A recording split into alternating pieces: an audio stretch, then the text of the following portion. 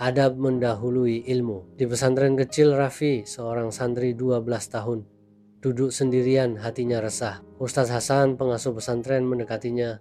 "Mengapa engkau di sini? Bukankah waktunya belajar?" Raffi menunduk. "Maaf Ustaz, saya malu." "Malu kenapa? Nilai saya tertinggi." "Tapi tadi pagi saya membentak Bu Siti hanya karena air hangat lama disiapkan." Saya berkata kasar lalu pergi. Ustaz Hasan terdiam sejenak. Ilmu tinggi tak ada gunanya jika hati kotor. Jika adabmu rusak, ilmu hanya menjadi kesombongan. Air mata Raffi jatuh. "Saya tidak layak disebut santri." Ustaz Hasan tersenyum. "Semua orang pernah salah, yang penting mau memperbaiki.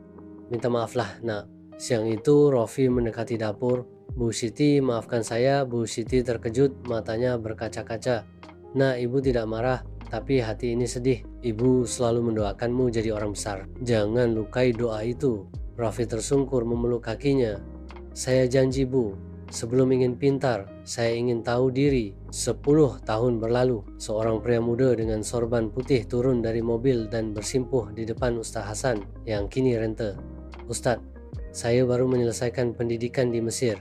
Saya tidak lupa pesan Bapa. Ilmu tanpa adab hanya kesombongan yang mematikan." Ustaz Hasan menitikkan air mata. "Alhamdulillah, kau telah memahami bahwa orang besar bukan hanya karena ilmu, tapi karena hati yang tahu tempatnya." Setelah kembali, Raffi memilih mengabdi di pesantren. Suatu malam ia duduk bersama Bu Siti di dapur. "Bu Siti, masih ingat saat saya membentak ibu dulu?" Bu Siti tersenyum. "Iya nak, tapi ibu juga ingat bagaimana kamu menangis minta maaf. Dari situlah ibu yakin kamu akan jadi orang besar." Raffi terisak. "Doa panjenengan membuat saya kuat." Bu Siti menahan air mata. "Ibu dan Ustaz selalu mendoakanmu tiap malam." Kini Raffi mengajarkan ilmu dengan adab. Suatu hari ia mengajak santri Gilang yang pintar tetapi kasar ke dapur.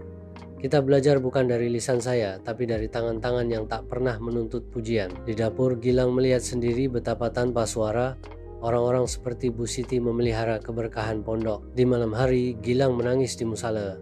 "Ya Allah, aku ingin ilmu Ustaz Raffi tapi lupa adabnya." Dari kejauhan, Raffi tersenyum. Ia tahu satu hati lagi telah memahami pelajaran paling penting, rendah hati.